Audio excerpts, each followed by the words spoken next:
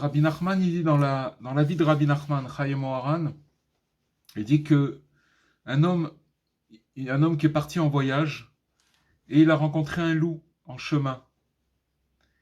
Et l'homme, il était très effrayé. Et qu'est-ce qu'il a fait? Il a pris son bâton. Il a pris son bâton comme si qu'il tenait un fusil. Et il a fait mine, il a fait semblant de viser le loup pour le faire fuir. C'est-à-dire qu'il a pris son bâton, il l'a pointé comme un fusil, mais c'était seulement un bâton. Et au même moment, il y avait un chasseur qui passait par là, mais que lui, il avait un vrai fusil. Et il a visé ce chasseur, il a visé le loup et il l'a tué. Alors l'homme qui avait le bâton, il a cru que il venait d'abattre la bête, le loup, mais seulement il ignorait que c'était le fait du chasseur, c'était le chasseur qui était dans les parages, et que lui, avec son vrai fusil, bien évidemment, il avait tué le loup, puisque c'est impossible de tuer un loup avec un bâton. Alors, Rabbi Nachman, il dit sur cette petite histoire, il dit que à chaque génération, il existe d'authentiques justes qui œuvrent par leur prière. Il y a des justes authentiques qui font des prières et grâce à leurs prières, ils arrivent à œuvrer et à faire des changements avec leurs prières. Tous les décrets pour le bien et toutes les choses au monde proviennent d'eux. C'est-à-dire que tout ce qui se passe dans le monde, c'est parce qu'il y a des tzadikim authentiques qui ont prié et les décrets qu'ils arrivent à annuler, c'est par leur prière.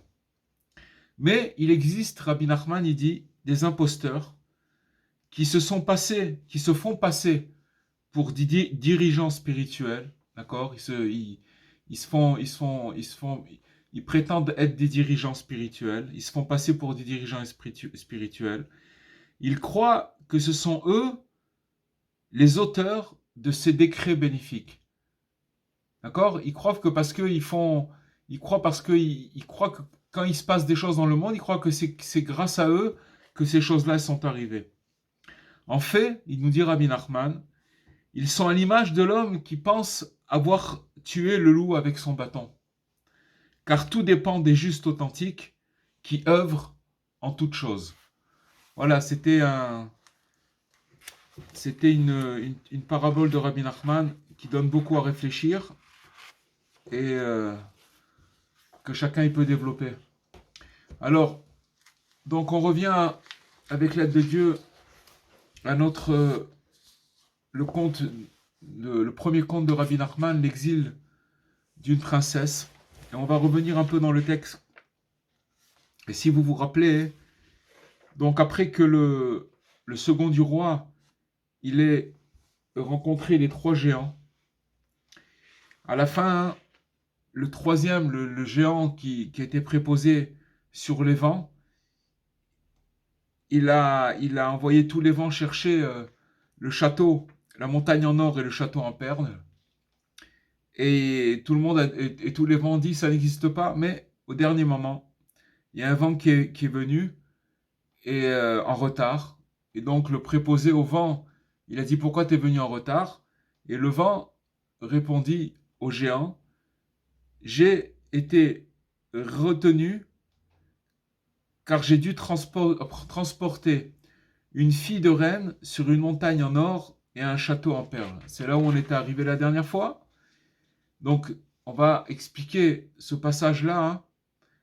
J'ai été retenu car j'ai transporté une fille de reine. Alors, il faut remarquer une chose on va essayer d'expliquer pourquoi notre princesse, à ce stade du récit, elle est soudain appelée fille de reine.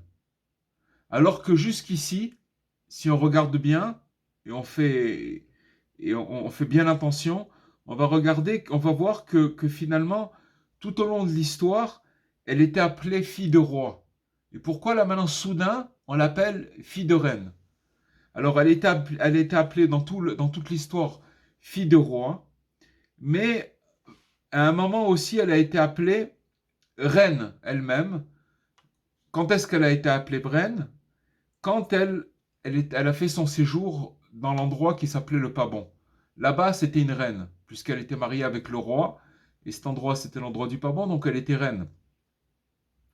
Mais sinon, toute l'histoire, c'était une fille, la fille du roi. Et maintenant, quand le vent dit pourquoi il est venu en retard, au préposé des vents, il lui a donné la réponse suivante que il a été retenu parce qu'il a transporté une fille de reine. Alors, on va essayer d'expliquer cette nuance.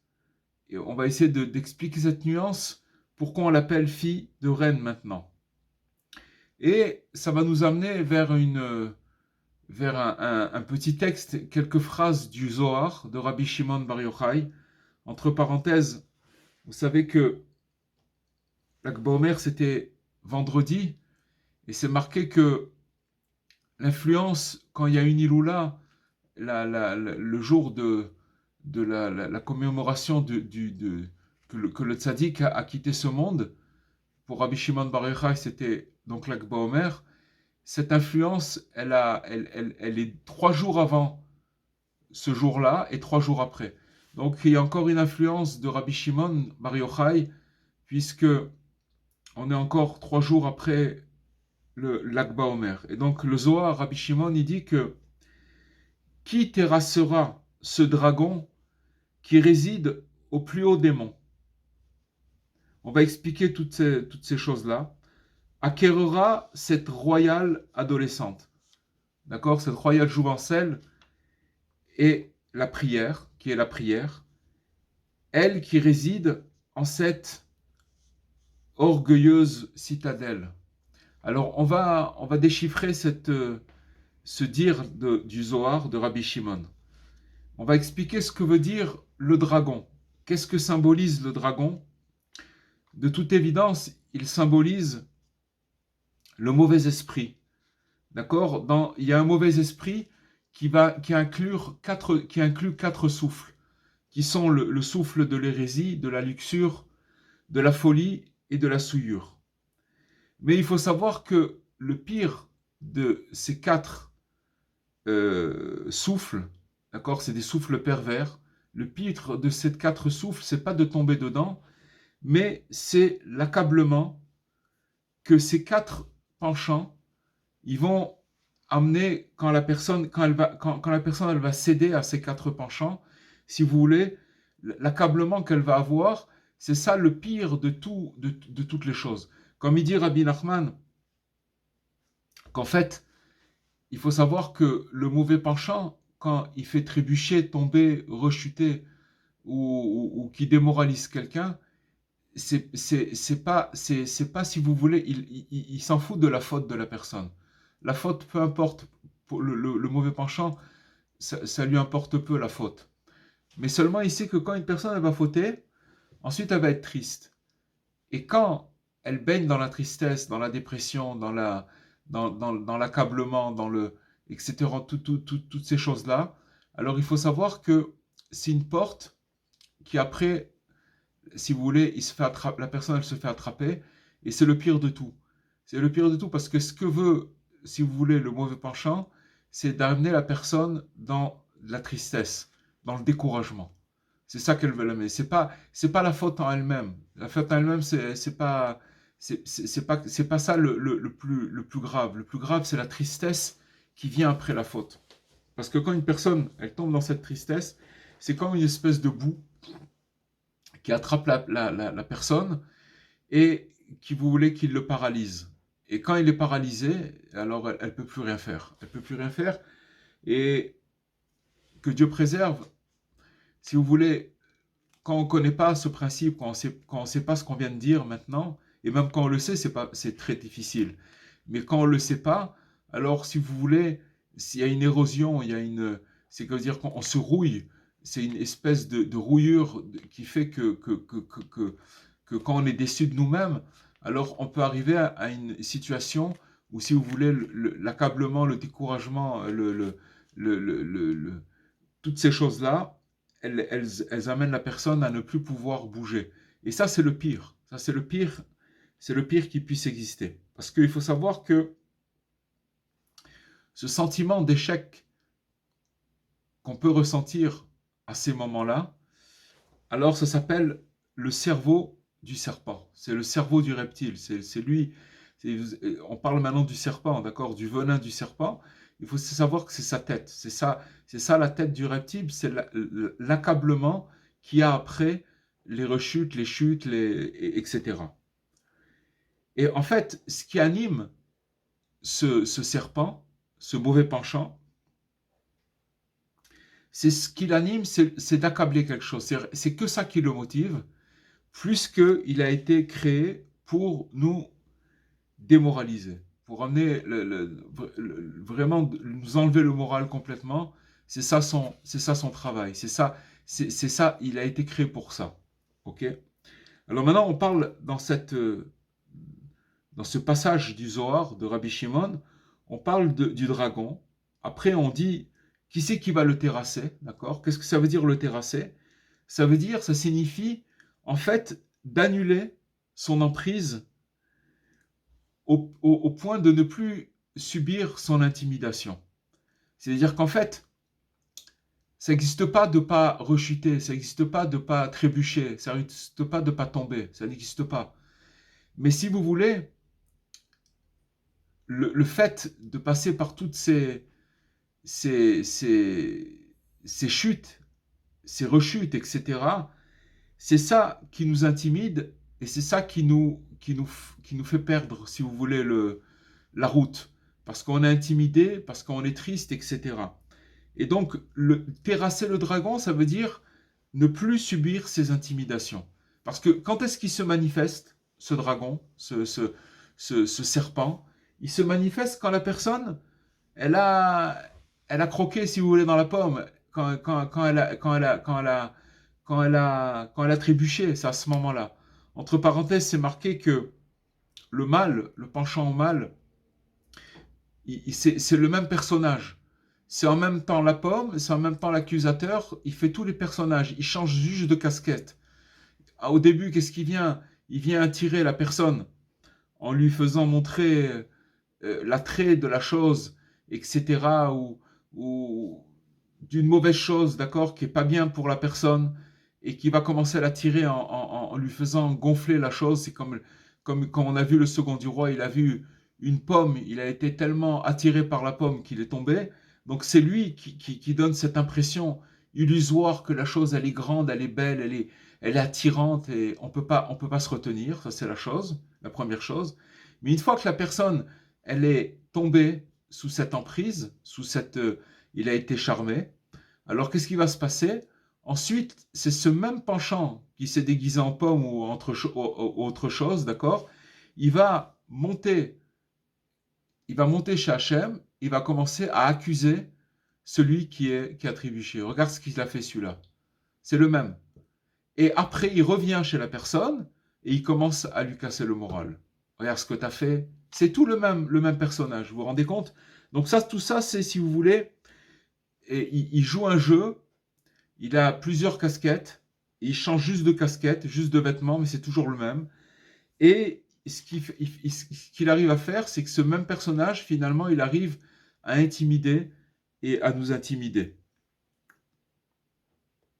Maintenant, il va pouvoir se produire, comme on a vu avec le second du roi, des défaites en cours de combat. Ça veut dire que maintenant, tout le monde, on est tous dans notre vie, on est tous dans un combat, on est tous sur une route où on rencontre des difficultés. Donc on est tous affectés par des situations qui vont nous mettre à l'épreuve, qui vont nous tester, d'accord? Comme le second du roi. Et donc, il y a des fois où se produisent des défaites, comme on a vu, d'accord? Mais dès l'instant, si vous voulez, où ces défaites, elles ne vont pas amener à la démission totale, que Dieu préserve. Ça veut dire que maintenant, quand quelqu'un il va chuter, alors c'est pas pour ça qu'il va démissionner complètement, bien que, si vous voulez, la démoralisation de ce serpent, de ce mauvais penchant, il veut nous instiller, si vous voulez, en nous, cette démoralisation, mais dans la mesure où on va se renforcer et on ne va pas se faire intimider par cette démoralisation, par cette tristesse, etc., et que ça ne va pas nous amener à une démission totale, alors si vous voulez, ça va se transformer, comme on l'a vu plusieurs fois, en, en tremplin vers une très très grande victoire. Ça, il faut le savoir. Il faut savoir que dans la mesure où on va passer des moments difficiles, dans le moral, dans tout ce que chacun il peut se retrouver dans tout ce qu'on dit maintenant, dans cette mesure-là, c'est ça qui va nous permettre, dans la mesure où on n'a pas démissionné à ce moment-là et qu'on est resté, on s'est accroché comme on pouvait et on a fait ce qu'on a pu à ce moment-là pour pas sombrer dans la démolarisation, alors dans cette mesure-là, c'est ça qui va nous permettre d'arriver à aborder un tremplin qui va nous amener vers une grande élévation et une grande victoire. C'est ceci donc que le Zohar nomme terrasser le dragon. Donc il nous dit comment, si vous voulez, qui terrassera ce dragon, d'accord? Et il nous dit aussi où c'est ça veut dire terrasser le dragon, c'est toute cette notion qu'on vient de dire, et alors il nous dit qui réside au plus haut des monts, d'accord? Qu'est-ce que c'est ces monts? Qu'est-ce que c'est ces montagnes où, si vous voulez, ce dragon, il réside là-bas? Il nous dit ici qu'il s'agit de l'intellect, de la logique, qui est surnommée montagne. D'accord? Si vous voulez, parce que cette montagne, elle a une posture suprême, dans la mesure où, si vous voulez, notre intellect, il est tellement logique, il est tellement carré, que si vous voulez, il nous domine dans sa soi-disant grandeur, d'accord? Et si vous voulez, dans ces moments d'accablement, alors notre logique, elle nous amène, si vous voulez, à quelque chose de négatif. Pourquoi? Parce que quand une personne, elle se trouve dans une situation de dégradement, d'accord, qu'elle est dégradée moralement, peu importe, d'accord, n'importe quelle situation dans laquelle elle va passer, il faut savoir que son intellect, il va commencer à lui jouer des tours, puisque ce n'est même pas des tours, il va commencer, si vous voulez, à l'aborder avec de la logique. Et c'est très difficile de se débarrasser de la logique. C'est-à-dire que la logique, elle vient puisque 1 plus 1 font 2. Donc on lui amène des preuves flagrantes qu'elle s'est mal comportée ou qu'il y a eu ci. Vous comprenez, c'est des messages qu'il va recevoir de son intellect et qui sont. Donc il nous dit, le Zohar, Rabbi Shimon Yochai, il nous dit que là-bas, celui qui va terrasser ce dragon qui réside au plus haut des monts, d'accord? Au plus haut des monts, des montagnes, hein, on veut dire. Alors, ça veut dire que il est atteint par l'intellect. Et à partir du moment où il est atteint par l'intellect, que c'est le plus élevé, dans ce cas-là, il faut savoir que on parle dans un sens négatif. Et donc après, on va parler dans ce texte-là que c'est lui, donc s'il va arriver à terrasser ce dragon qui réside au plus haut des monts, il va acquérir cette royale adolescente, cette jouvencelle, cette princesse, d'accord? Cette princesse, qui en vérité, cette princesse, c'est la prière.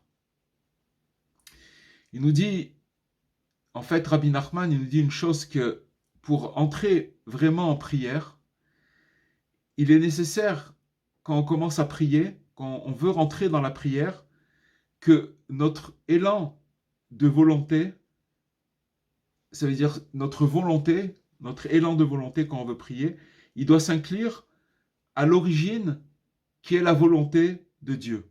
D'accord? On a une volonté, mais si vous voulez, notre volonté, si elle s'évade, c'est-à-dire si on cherche ce que nous on veut, parce qu'on veut ci, on veut ça, comprenez, on veut par exemple, je ne sais pas moi, je vous donne un exemple extrême, ah je veux une voiture, ou je veux ci, c'est pas qu'il faut pas avoir de voiture, mais je veux dire que la personne, elle commence à se perdre dans dans des volontés qui sont assez primaires, d'accord?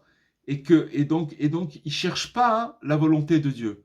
Alors que l'élan de notre volonté, elle doit s'inclure dans la volonté de Dieu. C'est-à-dire que quand on prie, on doit essayer, c'est quoi se connecter à Dieu? Ça veut dire se connecter à sa volonté. C'est-à-dire de chercher, maintenant je me mets en prière et j'essaye de comprendre, j'essaye de capter qu'est-ce que Dieu il veut de moi, qu'est-ce que, qu'est-ce qui est bien pour moi, qu'est-ce que Dieu il veut de moi, d'accord?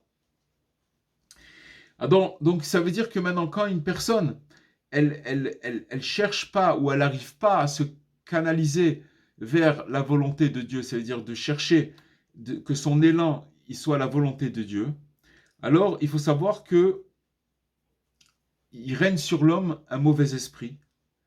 Et cet mauvais esprit-là, il fait obstacle à cet élan. Et c'est pour ça que l'homme, il n'arrive pas, pour que la personne n'arrive pas à prier. Quand on n'arrive pas à prier, c'est tout simplement parce que, si vous voulez, notre volonté, elle n'est pas connectée à la volonté de Dieu. On cherche autre chose. Des fois, des fois on oublie, on prie, ou alors, des fois, on prie, on répète les choses. Ça veut dire, c'est un peu comme un robot, on répète les choses, etc. Et il faut savoir que ce qu'il faut arriver, c'est à se brancher sur cette volonté-là.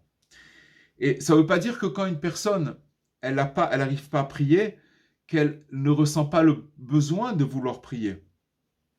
Mais si vous voulez, son élan, sa volonté, elle lui fait défaut. D'accord? Si vous voulez, c'est comme si que son souffle, il est épuisé. Il est comme si il a plus de force. Et cette impression-là, elle vient du dragon. Elle vient du mauvais penchant, elle vient de ce serpent lui-même. Ça veut dire qu'il donne l'impression, c'est pour ça que quand on veut essayer de prier, qu'on veut se mettre en prière, vous remarquerez qu'on rentre littéralement dans une espèce de combat, dans une espèce de guerre qui nous empêche de rentrer, on veut nous couper cet élan. Ça veut dire qu'on n'arrive pas à trouver, à se connecter à cet élan, qu'est-ce que Dieu il veut, etc.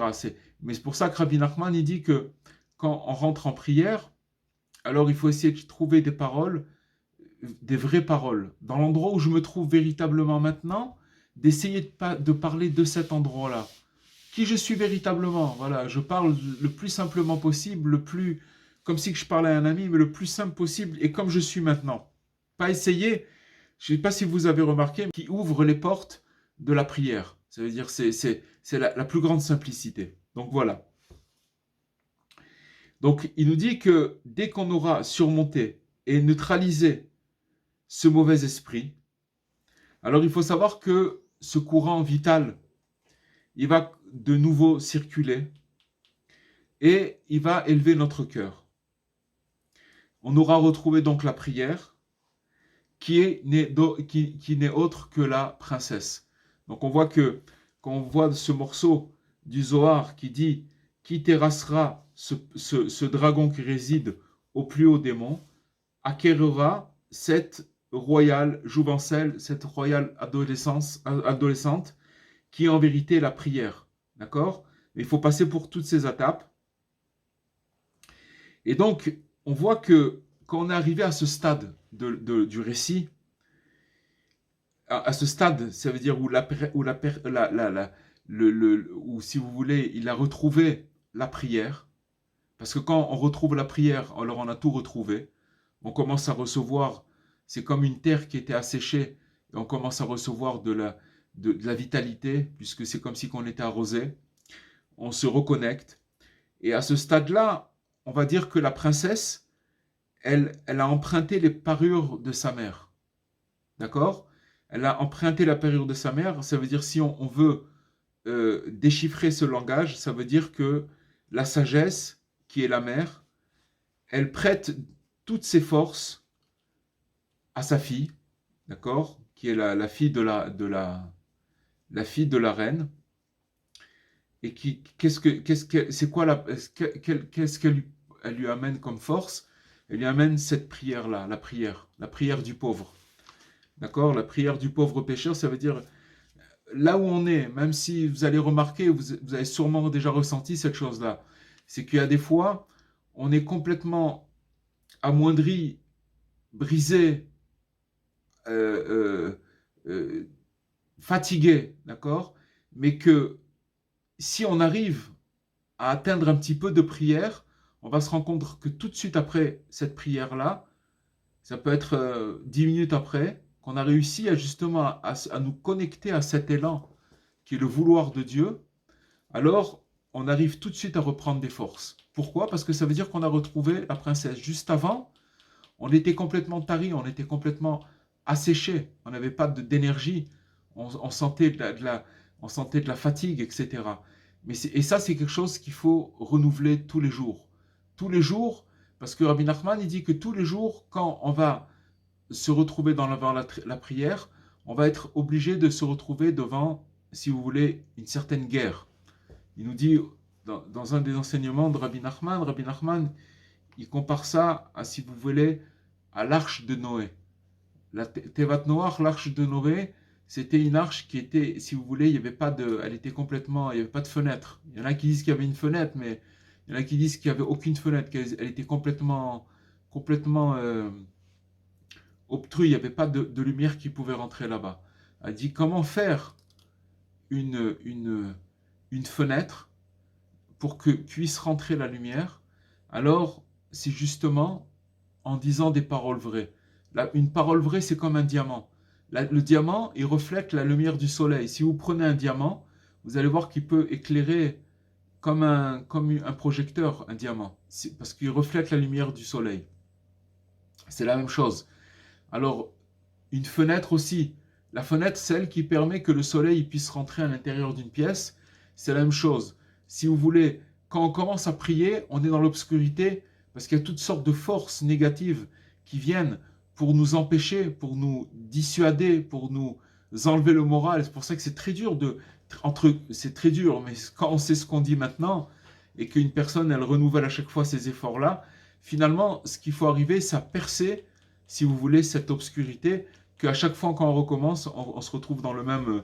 Mais on arrive à la percer grâce à ces paroles de vérité. Et donc, ce qu'on voit, c'est ce qui s'est produit lorsque, à force d'entêtement du second du roi, finalement, il a fini par terrasser son dragon intérieur. C'est quoi le dragon intérieur de chacun de nous? C'est le découragement. C'est ça le dragon, chers amis. Il faut savoir que c'est ça qu'il faut tuer et décapiter et complètement éliminer de nous-mêmes. C'est le découragement. C'est tout. Dès qu'il y a le découragement qui pointe son nez, il faut savoir, mettez-vous bien dans la tête que c'est ça le dragon. C'est ça, si vous voulez, dont parle le Zohar, que ça veut dire terrasser ce dragon. Et pourquoi pour le terrasser, il nous dit qu'il est au plus haut des mots? Parce que justement, pourquoi le terrasser? Parce qu'il vient avec des formules très très logiques. Avec de la logique, avec de l'intellect. Et donc, il ne faut pas l'écouter. Il ne faut pas l'écouter. C'est celui qui commence à écouter son intellect à ce moment-là, il peut pas, c'est impossible, c'est pas possible de faire face. C'est pour ça que, à ce moment-là, il faut se jeter dans la prière parce qu'il n'y a pas de logique. Il n'y a aucune logique. La prière, elle est au-dessus de la logique. Et finalement, comme il a terrassé son dragon intérieur, qui est le découragement, il est parvenu au seuil de retrouver la princesse, qui s'appellera alors fille de reine. On a expliqué pourquoi la fille de reine. Pourquoi là maintenant on l'appelle la fille de reine? C'est parce que elle est arrivée, si vous voulez, il y a eu une rencontre entre le second du roi qui a tout fait, qui s'est battu jusqu'à la fin, pendant des années et des années. Entre parenthèses, si on parle du premier sommeil que le second du roi il a eu, avec la pomme, plus le second sommeil, qui c'est 70 ans, plus les années, entre de longues années, il dit Rabbi Nachman, qu'il est passé dans le désert, il est parti, il a vagué dans tous les endroits, et les années qui ont séparé entre les trois géants, plus maintenant, etc., je pense qu'on a dépassé largement les 100 ou 150 ans. Ça veut dire il a vraiment, c'est beaucoup, beaucoup d'années. Mais il s'est jamais laissé terrasser par le découragement. Jamais, jamais, jamais. Et donc, à la fin, il a trouvé la fille de la reine, ça veut dire la prière par excellence. Ça veut dire que, si vous voulez, c'est l'arme fatale. L'arme fatale, c'est cette arme-là, elle remonte la personne et c'est une preuve que s'il a trouvé ça, ça veut dire qu'il ne s'est jamais découragé. Et c'est la même chose pour nous. C'est-à-dire que tous les accablements qu'on peut vivre à tous les niveaux, il faut savoir que si on s'attache à cette arme qui est la prière, alors, quoi qu'il arrive, on est sûr de sortir gagnant, c'est sûr et certain. Maintenant, on l'a vu au début, si vous vous rappelez, dans l'introduction du conte, on avait mentionné que le conte, il a été dit par son auteur, qui est Rabbi Nachman, en yiddish. On avait expliqué parce que il voulait que, si vous voulez, le dire dans la langue de l'époque en yiddish, pour que les femmes, les dames, elles puissent en profiter, et puisque c'était la langue parlée de l'époque, d'accord, dans cette région. Et il faut savoir que dans les éditions, toutes les éditions, il y a si vous voulez, comment Rabbi Nachman il a compté tous ses contes en yiddish, et il y a eu une traduction, d'accord, faite par Rabbi Nathan. C'est un texte et la traduction elle est en hébreu. Donc maintenant dans les éditions, vous avez le texte en hébreu de Rabbi Nathan qui est en haut et celui de Rabbeinu, de Rabbi Nachman, qui est en bas en yiddish. D'accord?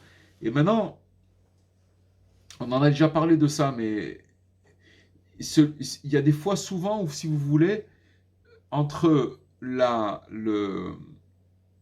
y a des variantes en fait entre le yiddish qui était la langue originelle que Rabbi Nachman il a utilisée pour écouter et pour raconter, narrer son conte, et la traduction de Rabbi Nathan. Il y a des fois des variantes, des nuances qui sont très intéressantes, parce que si vous voulez,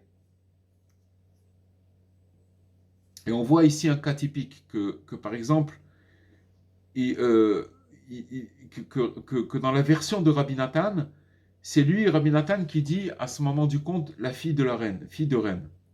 Alors que dans la version originale de Rabbeinu, il continue à la parler, il continue à dire, à l'appeler fille de roi. Donc Rabbeinu il dit fille de roi et Rabbi Nathan il fille de la reine, maintenant fille de reine. Et pourquoi Rabbi Nathan il aurait pu dire s'il traduisait exactement ce qu'il a dit Rabbi Nachman, il aurait dû dire fille de roi. Donc ça veut dire que si maintenant il a fait cette nuance et qu'il s'est permis de la faire, ça veut dire qu'il y avait quelque chose à comprendre dedans.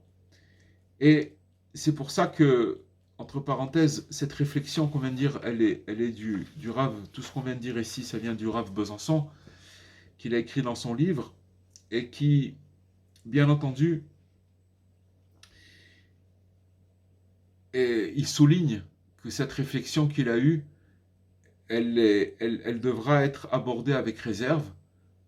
De toute façon, Rabbi Nachman, il a dit que on pouvait expliquer ses contes et ses enseignements comme on le ressentait, bien entendu, à la condition de ne pas dévier de la loi, de la halakha, ça veut dire du Shulchan Aruch, de la loi divine, de la manière de se comporter, de pas dévier de cette chose-là. Alors, maintenant on va faire encore un petit texte, pour continuer dans l'explication. On voit que finalement, dans la foi juive, elle est complètement paradoxale. C'est-à-dire, si vous voulez, la façon d'aborder la foi juive, elle est paradoxale. Parce que la foi, elle affirme, si vous voulez, deux choses à la fois. Que l'être divin, que Dieu, il est omniprésent. parce que parce qu'il fait être, il anime et il contrôle parfaitement chaque particule, d'accord? Donc il est constamment omniprésent, ça c'est une partie de notre foi, et il n'existe donc rien d'autre que lui. Ça c'est une chose. Maintenant il y a une autre affirmation, c'est que l'être divin, Dieu, il est absolument immatériel.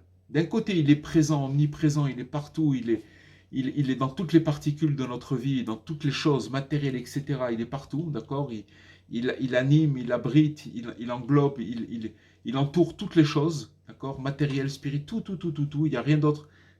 Mais, d'un autre côté, il est absolument immatériel, il est infini, aucune définition ni temporelle, ni de l'espace, ni rien du tout, on pourrait lui attribuer aucune, aucune, aucune, aucune matérialité. D'accord? Alors, pour expliquer cette chose-là, il faut savoir que le premier aspect, c'est-à-dire de dire que l'être il est omniprésent, d'accord, qu'il est partout et qu'il n'existe rien d'autre que lui, il peut être mal interprété et il pourrait découler des tendances. Ça veut dire que l'homme, il pourrait devenir un peu divinisé, il pourrait devenir ça veut dire que ça pourrait tomber, si vous voulez, dans le culte de l'idolâtrie. Parce que si on dit cette chose-là, que si vous voulez, Dieu est omniprésent, alors une personne, elle peut se prendre aussi pour un Dieu. Ou alors elle peut prendre, s'il est omniprésent, alors il peut être présent dans une statue, il pourrait être présent, et donc si vous voulez, les déviations de culte d'idolâtrie en tout genre, c'est ça à quoi elles sont arrivées. Il y a le deuxième aspect maintenant. Le second aspect qu'on a dit que l'être divin, il est absolument immatériel, d'accord, qu'il n'y a rien qui peut le définir. Alors, il peut aussi être déformé s'il lui manque la première définition. Ça veut dire que on peut arriver à une dérive et, si vous voulez, à l'hérésie, à se tromper, qu'on pourrait placer, si vous voulez, Dieu, l'être suprême, Dieu, si haut, à des millions d'années-lumière de notre planète, ou alors c'est ce qui aussi dévie sur l'athéisme. Ça veut dire, bon, c'est qui Dieu, c'est quoi ces trucs? Donc, si vous voulez, la foi juive, elle est, elle est, elle est, elle est composée de ces deux paradoxes-là. C'est bien pour ça que, si vous voulez, le judaïsme, il diffère d'autres doctrines. Même, si vous voulez, des doctrines les plus monothéistes. Si vous prenez les doctrines monothéistes, si vous voulez, l'islam ou les chrétiens, alors il faut savoir que ça diffère complètement dessus, parce que, si vous voulez, euh, si on remarque bien, même dans les religions monothéismes, en dehors du judaïsme, on va axer plutôt à une ou une autre, un paradoxe, ça veut dire un des deux côtés. Mais c'est pas les deux en même temps. Le judaïsme, il y a les deux côtés en même temps, ça veut dire l'être divin qui est omniprésent, d'accord, il est partout, il y a pas une seconde où il est pas là, il est toujours là. Mais d'un autre côté, il est immatériel, il est pas accessible. Donc, mais c'est ça, si vous voulez, la foi du judaïsme, il est fait de ce paradoxe-là. Et donc, notre foi, notre émouna, la émouna du judaïsme, elle affirme que ces deux aspects, ils sont vrais aussi bien l'un que l'autre, et ils sont complètement complémentaires. Et en fait ils nous rassemblent une seule idée, ça veut dire qu'ils forment en fait une seule idée. Et cette idée, c'est quoi? C'est notre célèbre schéma Israël. Quand on fait schéma Israël, dans le schéma Israël, il y a ces deux aspects-là. Le côté omniprésent, que Dieu il est là, et d'un autre côté, il est immatériel, il est inaccessible, ça veut dire qu'il est, on peut pas l'attraper. Mais il y a ces deux choses-là en même temps. Et en fait, si vous voulez, la tradition, elle nous enseigne que toutes les aventures humaines, qu'elles soient heureuses ou moins heureuses, d'accord, elles découlent de la tension qui se produit entre ces deux pôles. D'accord? Il y aura un écart entre, si vous voulez, il nous dit comme ça, Rav Besançon, c'est que, en fait, il y a deux choses. Il y a un point d'exclamation et un point d'interrogation. Le point d'exclamation, il veut dire Dieu il est omniprésent. Et le point d'interrogation, où c'est qu'il se trouve?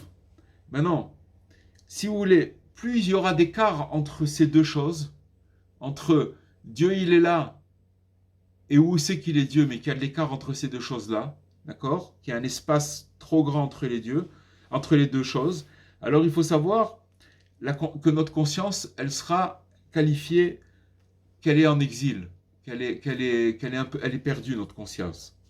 Et inversement, plus les choses elles seront liées, ça veut dire ce point d'exclamation avec ce point d'interrogation, ça veut dire l'omniprésent et absolument immatériel, la présence de Dieu, et que les deux choses seront réunies, alors on sera très proche dans notre comportement du salut. Les choses se dénoueront, parce que ça veut dire qu'on aura les deux aspects en même temps.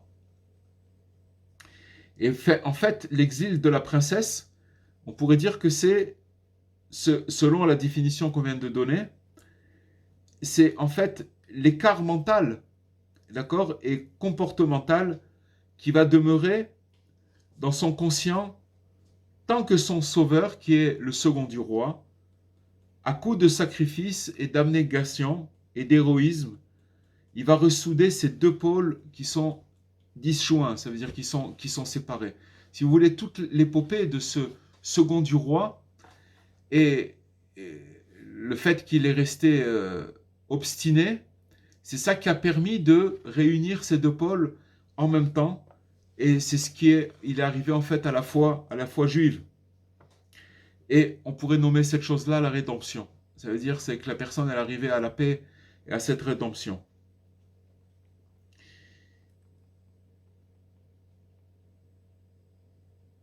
Alors il faut savoir que, si vous voulez, si maintenant le second du roi il est arrivé à cette phase finale, c'est finalement grâce à sa bravoure et de pouvoir aborder déjà la phase finale.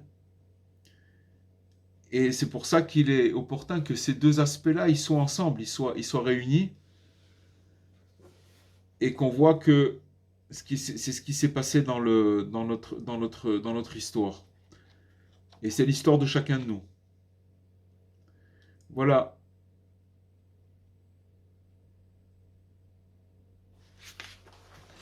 Et il dit pour terminer, alors il dit une chose, c'est que, comme on a dit tout à l'heure, le point d'exclamation, c'est Dieu se trouve vraiment partout. Et le point d'interrogation, c'est où est-il? D'accord? Si vous séparez ces deux choses-là, alors la conscience est dans l'exil. On va dévier dans deux chemins qui sont complètement faux. Mais les deux en même temps, c'est la foi juive. Et il donne l'exemple de, si vous voulez, dans cette phase du conte, il donne l'exemple pour proposer une image, pour comprendre un petit peu cette chose-là, cette notion qu'on vient d'expliquer. Il amène un sage des nations qui s'appelle le docteur Bach. Je ne sais pas si vous avez entendu parler de ces plantes, les plantes du docteur Bach. Et le docteur Bach, il donne cette image-là. Il dit que si vous prenez un pianiste virtuose, mais à qui on va donner un piano qui serait complètement désaccordé. Donc vous prenez un pianiste extraordinaire, mais son piano, il est complètement désaccordé. Alors, il ne pourra pas exprimer, si vous voulez, toute sa virtuosité c'est sûrement pas qu'il pourra sûrement pas le faire. Pourquoi? Parce que s'il a un piano désaccordé, même si c'est le plus beau virtuose, il pourra pas exprimer des symphonies, etc. Il pourra pas jouer puisque le piano est désaccordé. Alors il nous dit qu'il en va de même pour nous deux composantes de de la personnalité. Les deux composantes, c'est la personnalité interne et celle qui est externe. Tant que cette dernière, elle est pas ajustée, accordée aux vrais besoins de la première, ça veut dire que on a une âme, d'accord, une âme, ça veut dire que finalement, si les choses ne sont pas accordées, c'est une cacophonie, comme on a vu dans l'exemple. Maintenant, qu'est-ce que c'est le piano? Alors, c'est notre moi conscient, ça veut dire c'est qui je crois que je suis, d'accord? Mon moi conscient, ça veut dire que je suis conscient que je suis comme ça, que, d'accord, et que ce moi conscient, il a été façonné par l'exil dans lequel, l'exil déjà dans les vies intérieures, dans l'exil de notre peuple, et qu'on est la conséquence de cet exil, que tout ce qu'on a glané, tout ce qu'on a, donc toutes ces choses-là, ça a amené une cacophonie, ça fait que notre piano, il est complètement désaccordé, et que aussi ça vient aussi du système éducatif qui a été corrompu, ça veut dire que ce qu'on nous a appris, c'est pas forcément vrai, d'accord? Et toutes les influences qu'on a pu avoir, toutes les peurs qu'on nous a fait rentrer. Si vous voulez, c'est comme ça, c'est comme un instrument qui est complètement désaccordé, qui va conserver son nom, il s'appelle un piano, mais il a plus sa qualité. Et c'est, si vous voulez, c'est comme si que la princesse, elle a été exilée dans l'endroit qui s'appelle le pas bon. D'accord? C'est ça. Finalement, la princesse, c'est le piano, c'est la virtuosité, c'est la majesté, c'est quelque chose d'extraordinaire. Mais quand elle est tombée dans l'endroit du pas bon, c'est l'exil, c'est toute notre vie, c'est tout ce qu'on a passé, combien on s'est éloigné, etc. Et avec les exils, etc. Et maintenant, qu'est-ce que c'est le virtuose? Alors, il nous dit que c'est le supraconscient, ça veut dire c'est l'âme supérieure. C'est en fait le second du roi, de chacun de nous, qui va devoir résoudre son propre conflit. On a tous une cacophonie en nous. Ça veut dire entre notre moi conscient et notre supraconscient, notre âme supérieure, qui elle est au-dessus de tout, et c'est le virtuose. Mais par rapport à ce qu'on est dans la réalité, qu'on croit être, et qu'on vit tous les jours, alors c'est notre conflit, et si vous voulez, il faut accorder ce piano par rapport à ce conflit-là. Et donc c'est pour ça qu'il complète, pour compléter cette image du docteur Barr, il faut ajuster ses cordes.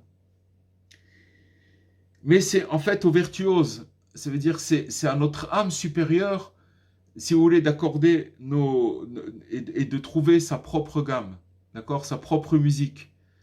Pour ça qu'encore une fois, quand on parlait de la prière, il n'y a pas un autre système, il n'y a pas une autre solution que de... Parce que quand on prie, quand on s'isole pour parler avec Dieu, qu'est-ce qui va se passer?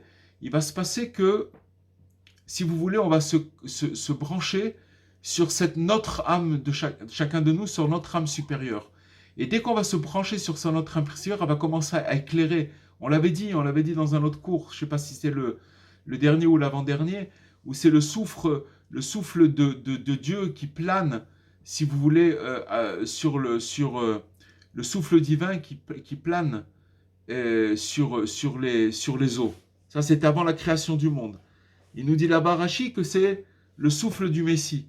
Ça veut dire que maintenant, quand on se branche à cette âme supérieure, elle va commencer à amener de l'ordre dans le désordre, de l'accord dans le désaccord, de la symphonie dans de la cacophonie. Vous comprenez? C'est ça qui va...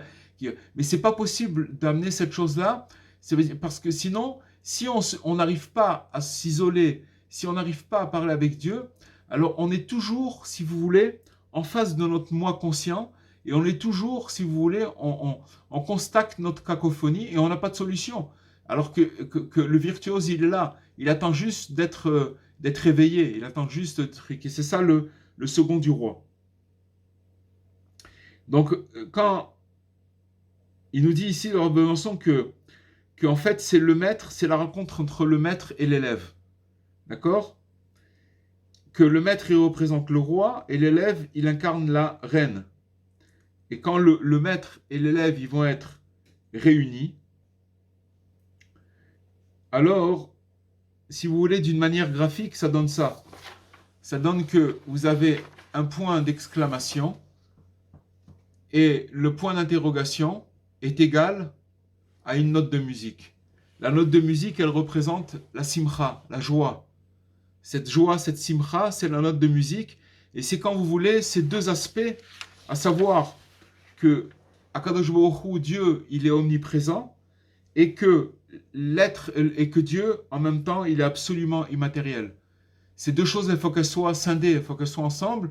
C'est ça qui donne cette note de musique qui s'appelle la joie, qu'on puisse arriver après que toutes les épreuves de la vie et de ce qui se passe dans nos générations et ce qui s'est passé dernièrement nous amène vers la vraie joie. Et quand on prie, on n'arrive pas à trouver, si vous voulez, la tonalité, le diapason avec Dieu. Ça veut dire que souvent on parle d'une manière un peu élevée, ou alors...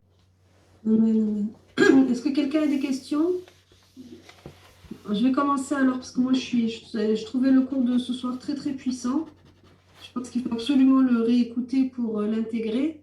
Vous avez parlé, Rav, à un moment donné, vous avez dit, si quelqu'un, je reprends vos mots, qui se sent amoindri, brisé, je pense que vous parlez, si je ne me trompe pas aussi bien, si on se sent amoindri, brisé par nos pensées, par nos actes, par des choses qui peuvent nous faire du mal. Partout, ouais. Nous-mêmes, mais aussi amoindri, brisé par une tierce personne qui aurait pu nous détruire. Une personne extérieure qui nous aurait fait du mal, vraiment du mal, et on a vraiment du mal à se remettre, et qu'on se sent vraiment, comme vous dites, amoindri et brisé. Et là, vous expliquez que c'est la tfila qui va nous connecter.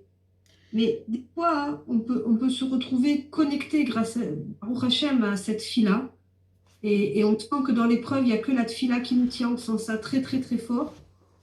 Mais dire que quand on n'a pas fini la tfila, ou le lendemain, ou quelques heures après, bien qu'on ait cette vague de bien-être, on ne se sent pas à nouveau brisé, amoindri, quoi. Je veux dire, il y a des caps qui sont difficiles à passer.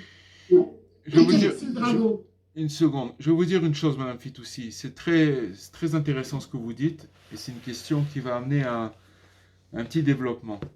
Il faut savoir que nous tous qu'on est ici, tous les gens qu'on est, il faut savoir qu'on a tendance à attirer vers nous, dans la mesure de notre cacophonie, de notre moi conscient. C'est-à-dire qu'on a des dérèglements en nous-mêmes. Dans cette mesure-là, on va attirer vers nous plus de cacophonie et, si vous voulez, des rencontres qui vont agrémenter cette cacophonie.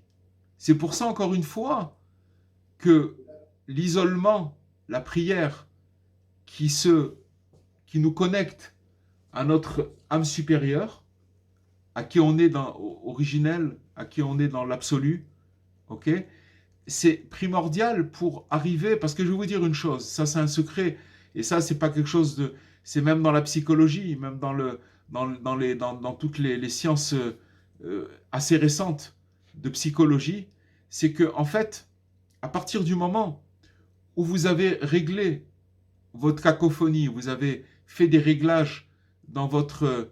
Parce que je vais vous dire une chose, il faut savoir que quand, par exemple, on est blessé par une personne, une tierce personne, etc., il faut savoir que c'est en fait une partie de nous qui est désaccordée, qu'on a attiré vers nous. Vous comprenez? Ça veut dire qu'on attire finalement... nos tares, on les attire vers nous, c'est tout. C'est là où on truc. Alors maintenant, le problème, c'est que une personne qui essaye de s'élever un petit peu, elle va se dire, ok, si je me suis retrouvé dans cette situation-là, c'est que cette situation, c'est possible que c'est moi qui l'ai attirée vers moi. Que j'avais la place, si vous voulez, pour qu'on puisse me parler comme ça. J'avais la place qu'on puisse déposer des poubelles dans mon moi intérieur. C'est qu'il y a cette place-là. Ça veut dire que maintenant, hein, mon travail, c'est de régler chez moi, de faire ce réglage chez moi. Et je peux vous garantir, Madame Fitoussi, c'est que dans la mesure où on s'occupe de régler nos dérèglements personnels, je peux vous garantir qu'après les gens, les mêmes gens qui vous ont blessé ou n'importe quoi, ils vont eux-mêmes se rendre compte, il n'y aura plus la place et les choses elles vont s'arranger toutes seules. Mais malheureusement, que ce qu'on a tendance à faire, c'est que quand on a été blessé, même qu'on fait des efforts de prière, qu'on fait des efforts de trucs, mais on reste avec cette, si vous voulez, cette colère, cet ego. C'est tout à fait ma question. Oui, alors je vous ai Mais alors, comment connaître... Alors, excusez-moi, ouais. Oui. Excusez-moi, mais c'est là. Comment connaître ces dérèglements? Est-ce qu'on les connaît tous? Attendez, alors justement, tout le fait de s'isoler et de prendre un moment par jour que Rabbi Nachman nous dit, et de s'arrêter, et de dire, ok, maintenant, je suis en face de moi-même. Il n'y a personne d'autre, il y a moi avec Hachem. J'ai personne. J'ai personne. J'ai plus de téléphone, j'ai plus d'enfants, j'ai plus de femme, j'ai plus de mari, j'ai plus de voisins, j'ai plus de patron, j'ai personne. Je suis moi avec moi-même. À partir de moment, la réponse, Madame Darmon, c'est que comment régler, Rabbi Nachman il a dit, celui qui fait Hitbo des doutes, il est sur le chemin, il règle son instrument. Pourquoi il règle son instrument? Parce qu'il va recevoir un éclairage de son âme supérieure. Des fois il ne reçoit pas, des fois il reçoit, mais à partir du moment où il s'isole, ça y est, même s'il n'a pas réussi à parler, même s'il n'a pas réussi à faire quoi que ce soit, à partir du moment où il a pris le moment, il a envie de se prendre la tête et de se la taper sur les murs, parce qu'il sait pas, il est en train de... Et pourquoi il a envie de se la taper sur les murs? Parce qu'il est en face d'un instrument désaccordé. Et pour l'instant, il est devant, il y a quelque chose qui le sépare avec son âme supérieure. Il cherche à trouver, si vous voulez, la faille pour que cette... Mais à partir du moment où Rabbi Nachman nous dit que quand on s'isole, le travail il se fait. On n'a pas besoin, il faut s'annuler, comprenez? Il faut s'annuler. La réponse, il faut faire Hitbo des doutes.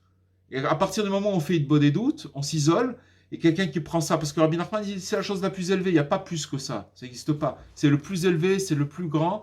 À partir de ce moment-là, la personne, elle va se connecter à à son âme supérieure. Son âme supérieure, c'est pas l'âme du voisin, c'est pas l'âme qui a été empruntée ou qui a été louée non, c'est son âme à lui qui lui a été donnée il y a 20 ans, il y a 30 ans, il y a 50 ans, il y a 70 ans, il y a 80 ans, selon l'âge de chacun, d'accord? C'est cette âme-là, c'est la même. C'est celle-là qu'il doit rencontrer. Maintenant, le jour où il la rencontre, des fois il reçoit des éclairages, des fois il reçoit des petits reflets. Alors tous ces éclairages, ces petits reflets, ça lui permet de se calmer des trucs. Mais c'est, entre parenthèses, le second du roi, tout son parcours, si vous voulez, c'était ça. C'est d'arriver à... il est passé dans les déserts, il est tombé, il était têtu, il n'a pas lâché sa route, il n'a pas lâché sa route, et surtout, il n'a pas lâché le cap. Le cap, ça veut dire, je sais que ça existe. Qu'est-ce que ça veut dire, je sais que ça existe? Je sais que cette âme supérieure, elle existe, et je sais que c'est elle qui va me guérir. Merci beaucoup. Excusez-moi, Rav, c'est Rava, bonsoir. Bonsoir. Mais à ce moment-là, comme dans l'Hitbo des doutes, le temps qu'on arrive à faire nos réglages personnels, et si on n'a pas cette force, ou du moins on n'a pas trouvé encore les bons réglages, on va dire, la meilleure solution, c'est de s'éloigner de ces personnes-là. Non, mais ça, de toutes les façons, on n'a pas demandé de se mettre comme on dit, dans la gueule du loup. Il n'y a pas besoin d'être... on parle pas... Ça, c'est sûr. On n'est pas obligé de trucs. Mais ce que je veux dire, c'est que... Pas toujours si simple. Des fois, on ne peut pas s'éloigner. Hein. Oui, c'est pour ça. Mais de toutes les façons, il faut savoir une chose. C'est que quand on rencontre ce genre de situation, elles sont faites pour déclencher chez nous une réaction. C'est pas gratuit. Chaque chose, elle est au millimètre, chers amis. Il y a pas de, c'est pas oui, mais voilà, celui-là un truc, il me casse les pieds, celui-là un truc, non. Si par exemple je suis devant cette personne-là, c'est que maintenant je dois être devant elle. Non, c'est pas, je suis pas obligé de chercher. Mais quand ça se produit, il y a des fois, comme elle dit Madame Fitoussi, il y a des fois, c'est tout. Des fois, ça peut être la famille, des choses qu'on on peut pas comme ça se Il n'y a pas où débarrasser. aller. Il n'y a pas où se sauver, d'accord? Il n'y a pas où aller. Exact. Mais mais c'est Hachem qui a mis cette situation. N'oubliez pas que c'est des trucs de vie antérieure qu'il faut régler, etc. et tout ça. Mais nous, notre boussole, elle est très simple. Notre boussole, c'est ce qu'il a dit Rabbeinu. Il faut faire Hitbod des doutes. Il faut s'isoler. Il n'y a que ça. Il y a que ça à faire. Et quand on fait ça, on voit avec que les choses, petit à petit, elles se règlent. Déjà, parce que finalement, si on revient à la parole du Baal Shem Tov, et c'est un truc très très fort, c'est que finalement, des fois, on voit des choses négatives chez les autres, c'est parce qu'elles sont chez nous. Comprenez? Elles sont chez nous. On a des choses. Ce qu'on revoit chez l'autre, c'est notre miroir, c'est notre reflet. Alors, celui qui est intelligent, il se met au travail. Et puis, petit à petit, se mettre au travail, ça ne veut pas dire, c'est sûr que le chemin, il est long, mais il faut savoir que c'est un bateau. Et dans le bateau, petit à petit, une fois, il jette il jette une commode, une fois, il jette à bord, à travers, dans la mer, d'accord? Une fois, il jette un ballot de sable, une chaîne, et il s'allège petit à petit, il est hâte. Mais c'est ça où il n'y a pas tellement trop de solutions. Ou c'est ça, ou alors c'est sans arrêt à se retrouver en face de cet instrument désaccordé et d'essayer de faire un morceau magnifique. On essaye de jouer, mais il est désaccordé. Comment on peut faire pour l'accorder vous comprenez? C'est pas possible. Il faut trouver en fait son là. Il faut trouver sa note. Vous comprenez? Et c'est voilà, c'est tout. C'est cette âme supérieure qui va nous accorder. Il y a pas, il y a pas où se sauver. Il faut se sauver chez Hachem. Il y a pas d'autre. Sinon, les amis, c'est l'enfer. C'est l'enfer. La Hitbod des doutes, c'est sûr que c'est, comment il s'appelle? On a parlé du dragon. Le dragon, il veut pas qu'on fasse Hitbod des doutes. Il veut pas qu'on fasse Hitbod des doutes. Pourquoi? Parce que, allez, encore un jour, c'est pas grave, recule, repousse, parce qu'il sait très bien à un moment, qu'est-ce que ça veut dire? Quand on repousse la Hitbod des doutes, qu'est-ce qui va se passer? On est tous les jours à croire à notre moi intérieur, hein, en croyant que c'est ça nous, c'est qui on est. Et quand on croit c'est qui on est, c'est la meilleure façon pour être découragé, parce que quand on croit qu'on voit qui on est avec notre moi intérieur, qui c'est qui arrive? C'est l'intellect, c'est le dragon, et il nous dit, mais alors, et alors, 1 plus 1, ça fait 2, regarde qui tu es, et il nous donne des preuves tangibles. Mais c'est pas vrai, c'est pas la vérité. Parce que c'est pas nous. Nous, c'est notre âme supérieure. Pour ça qu'il faut se connecter. On a tous une âme supérieure. Enfin, c'est un mot très fort, terrasser le dragon. Est-ce que ça veut dire que si on est en chemin vers ça, est-ce que ça veut dire que c'est une garantie que Bezrat Hachem, on va y arriver? Parce que terrasser le dragon. Mais regardez, le tzaddik, il a dit, je marche devant vous. Et c'est tout. On a juste une chose à faire, c'est d'écouter ses conseils. C'est tout ce qu'on a à faire.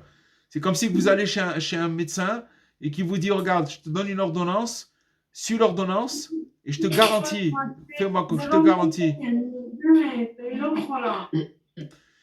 Voilà les amis. On fait un travail sur soi aussi.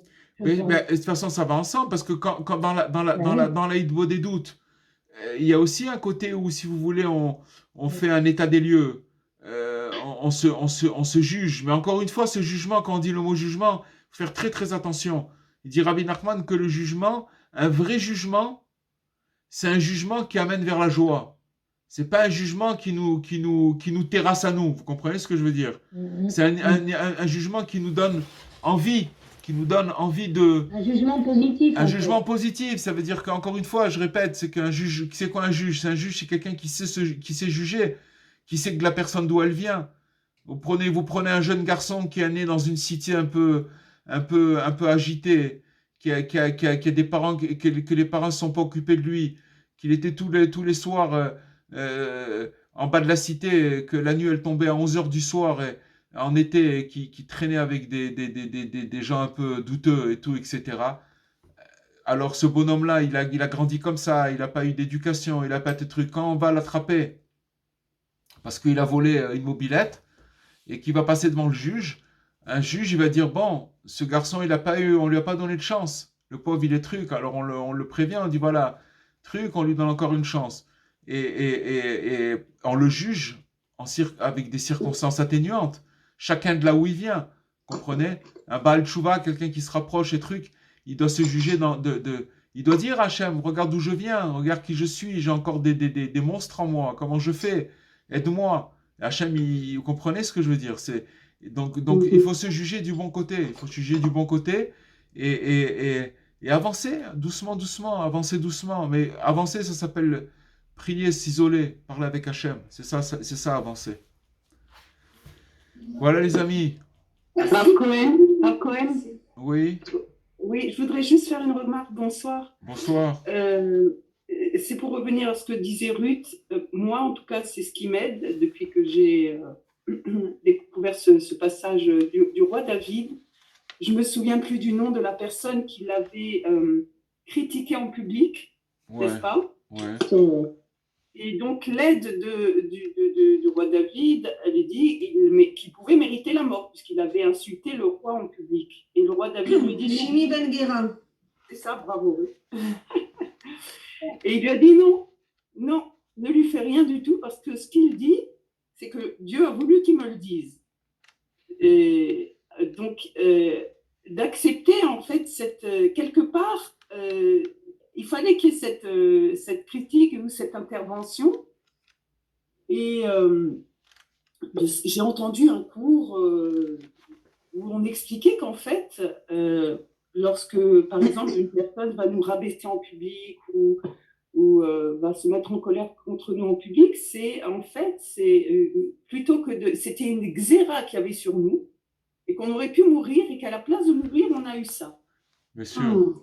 Bien sûr. Alors, j'ai entendu mais ce que vous dites pour David Ameller, oui. Il faut savoir que, en fait, quand une personne elle arrive à reconnaître, même dans une offense, c'est pas facile, mais qu'il arrive à reconnaître que finalement ce que je reconnaître ses défauts. Non, mais reconnaître que ce que j'entends, c'est qu'il fallait que je l'entende.